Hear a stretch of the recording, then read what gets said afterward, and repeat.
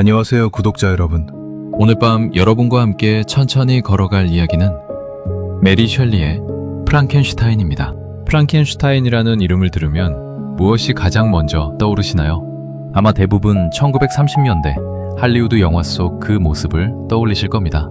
네모난 머리, 초록빛 피부, 목 양쪽에 박힌 커다란 볼트, 팔을 앞으로 뻗고 어기적거리며 걸어가는 무서운 괴물의 모습 말이죠.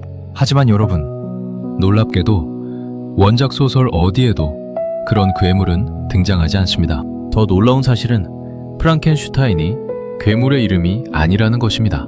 프랑켄슈타인은 그 괴물을 만들어낸 젊은 과학자의 성입니다. 정작 우리가 괴물이라고 부르는 존재는 소설 끝까지 이름조차 갖지 못합니다.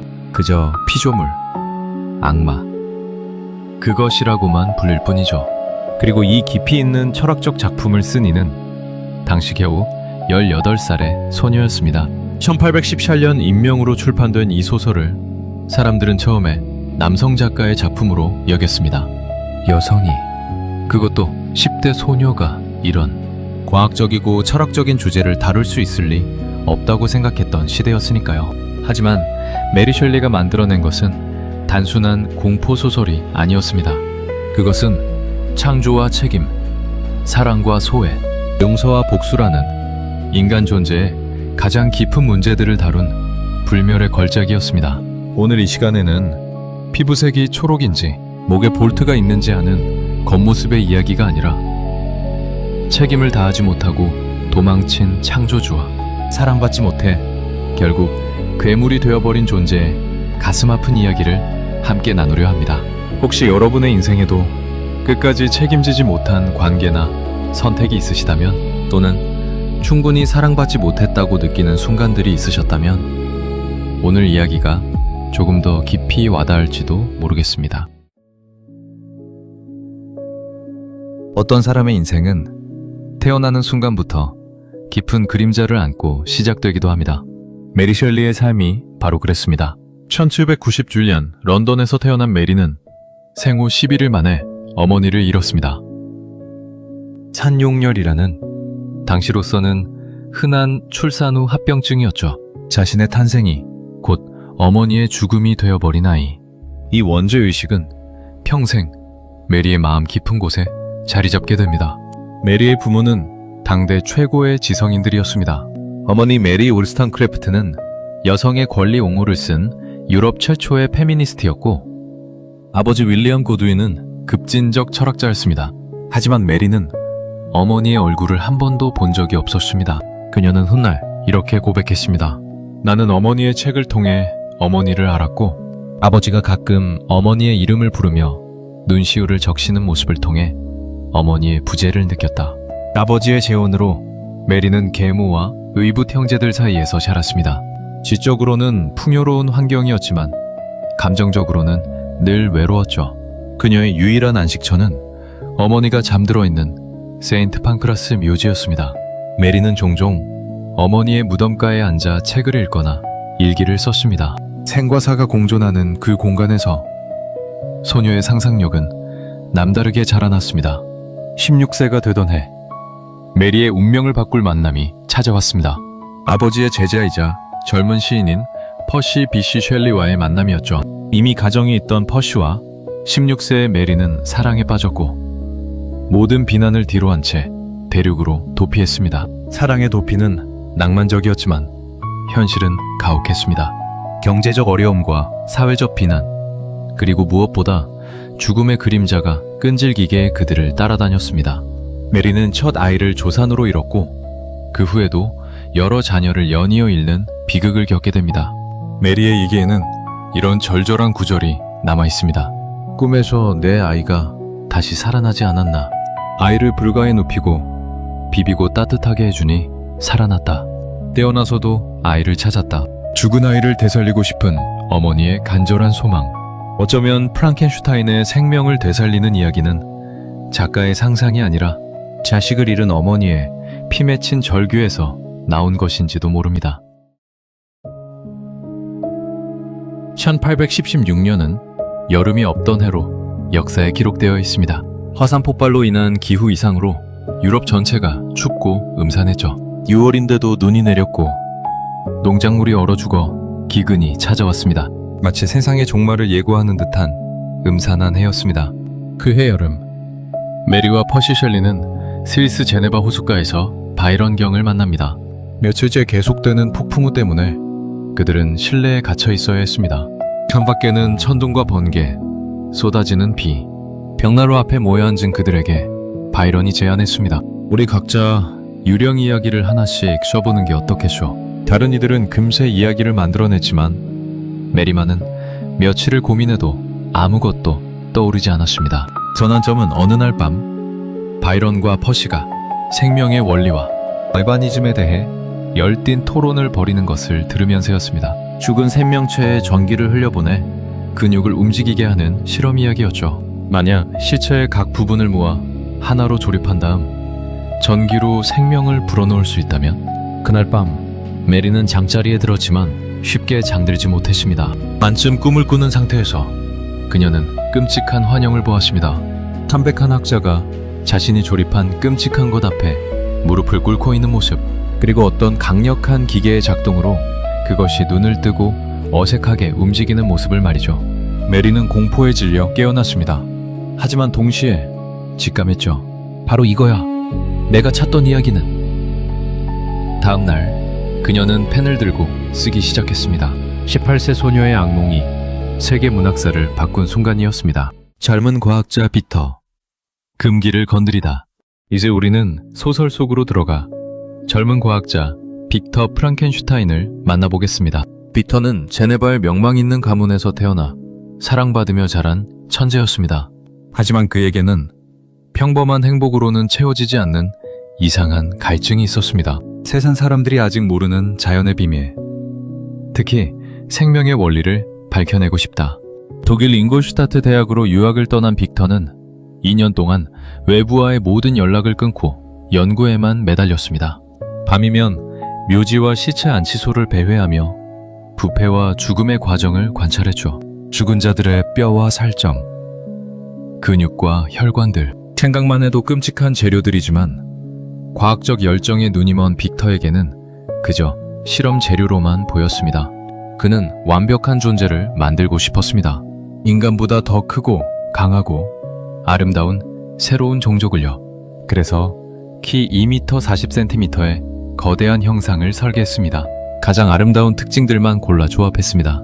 윤기, 나는 검은 머리카락, 진주 같은 하얀 이빨, 완벽한 근육, 그리고 마침내 운명의 밤이 찾아왔습니다. 11월의 음산한 새벽 1시, 꺼져가는 촛불 아래서 빅터는 자신의 피조물이 눈을 뜨는 것을 보았습니다. 성공이었습니다. 생명 없는 물질에 생명의 불꽃이 깃들었습니다. 하지만 그 순간 빅터를 찾아온 것은 환희가 아니었습니다. 내가 그토록 열망하던 아름다움이 내 손을 떠나자마자 얼마나 빨리 사라져버렸는가. 숨을 쉬고 심장이 뛰는 것을 보았지만 그것은 추악했다. 노란 피부, 주름진 얼굴, 물기 없는 눈, 참을 수 없이 혐오스러웠다. 빅터는 비명을 지르며 실험실을 뛰쳐나갔습니다.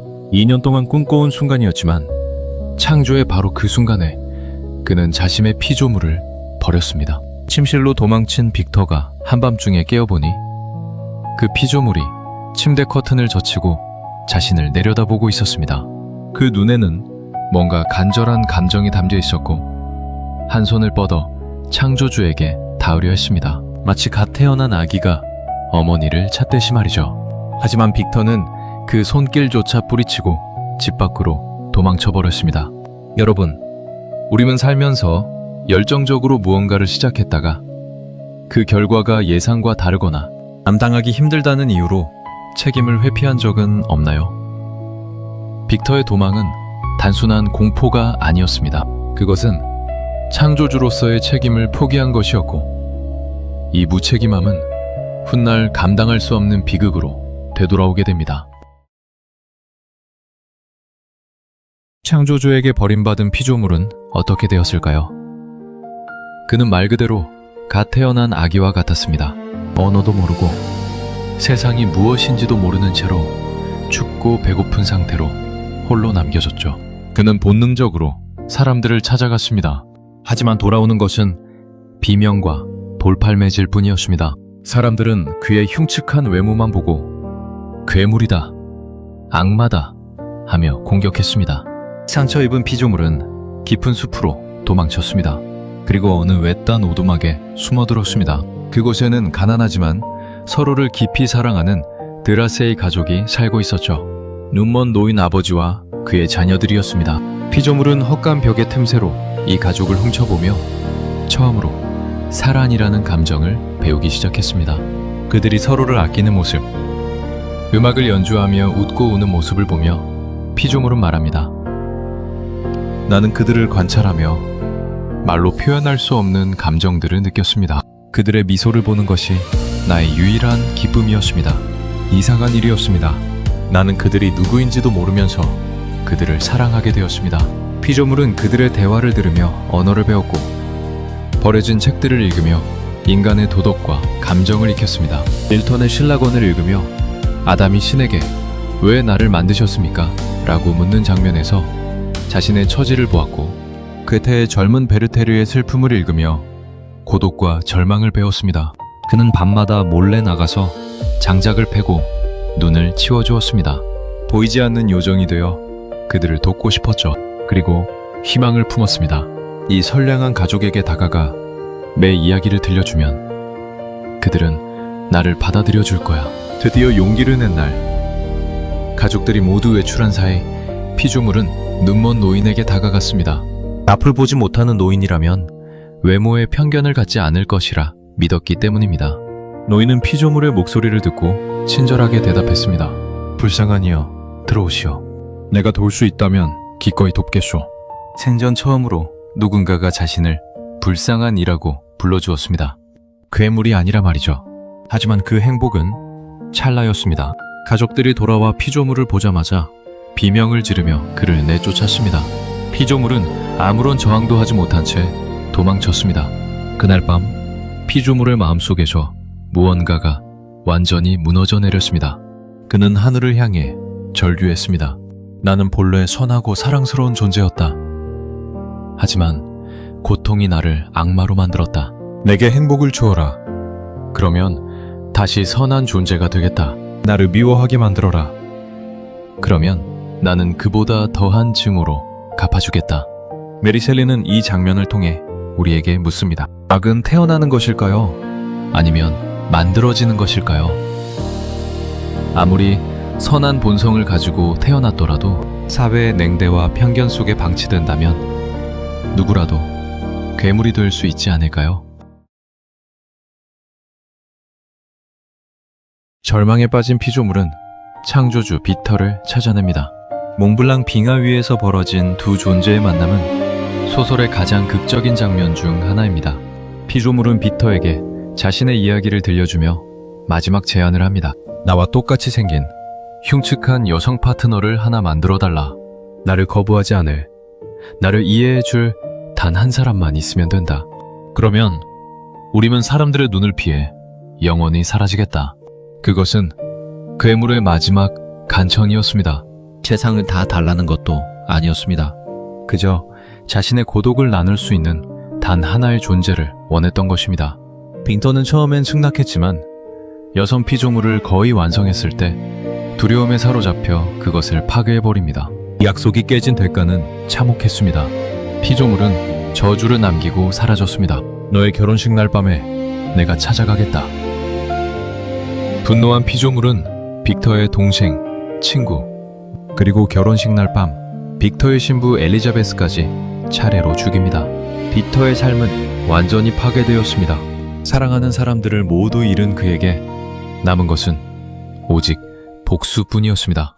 이제 창조주와 피조물은 서로를 죽이기 위해 쫓고 쫓기는 추격전을 시작합니다. 극한의 추위와 굶주림 속에서 빅터는 결국 탐험선에서 죽음을 맞이합니다.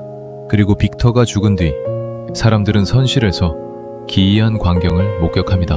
그 거대한 괴물이 죽은 창조주의 시신을 굽어보며 통곡하고 있었던 것입니다. 그는 나를 만들었고 나를 버렸고 나를 파멸시켰지만 그래도 그는 나의 창조주였고 나의 아버지였습니다. 나는 그를 증오했지만 동시에 사랑했습니다.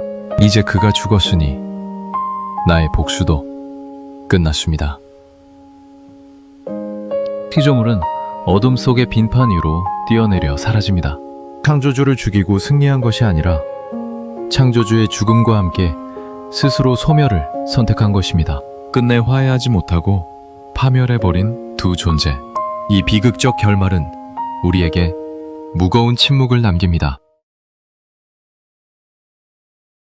젊은 시절에 읽었던 프랑켄슈타인이 과학자의 오만과 공포에 관한 이야기였다면 인생의 후반전에 다시 읽는 이 작품은 전혀 다른 의미로 다가옵니다. 20대에 이 책을 읽었다면 우리는 빅터의 도전 정신이나 괴물의 공포에 주목했을 것입니다.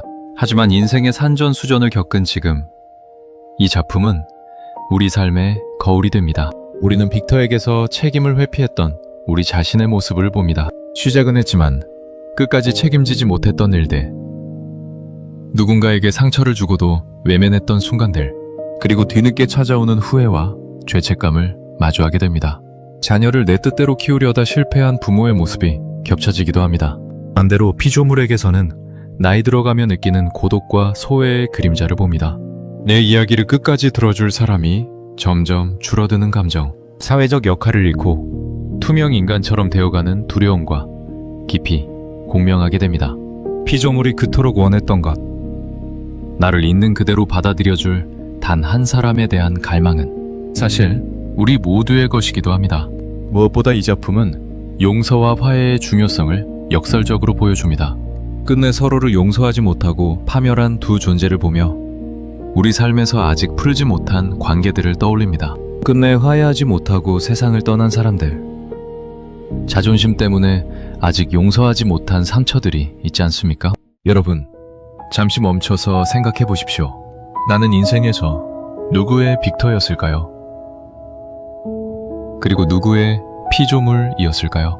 내가 창조하고도 책임지지 못한 것은 무엇이었을까요? 내가 사랑받지 못해 상처받았던 순간은 언제였을까요?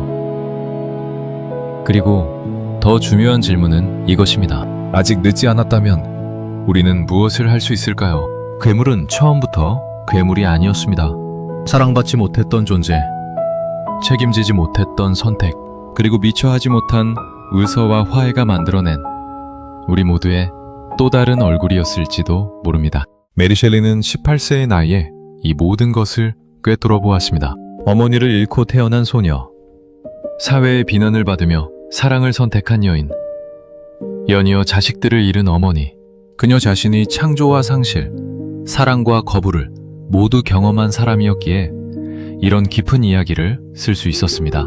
오늘 밤 내 곁에 있는 사람에게 따뜻한 눈길 한번 건네보는 건 어떨까요? 오랫동안 연락하지 못했던 누군가에게 안부 전화를 걸어보는 건 어떨까요? 아직 용서하지 못한 누군가를 마음속에서 조금이라도 이해해보려 노력하는 건 어떨까요? 그 작은 관심이, 그 작은 용서가 누군가가 괴물이 되는 것을 막아줄지도 모릅니다. 그리고 우리 자신도 괴물이 되지 않도록 지켜줄지도 모릅니다. 200년 전 18살 소녀의 악몽에서 시작된 이야기가 오늘 여러분의 마음에 작은 성찰의 씨앗이 되었기를 바랍니다. 우리는 모두 사랑받기 위해 태어났고 사랑하기 위해 살아갑니다. 그 단순하지만 소중한 진리를 잊지 않는 밤이 되시길 바랍니다. 지금까지 함께 해주셔서 감사합니다. 편안한 밤 되십시오.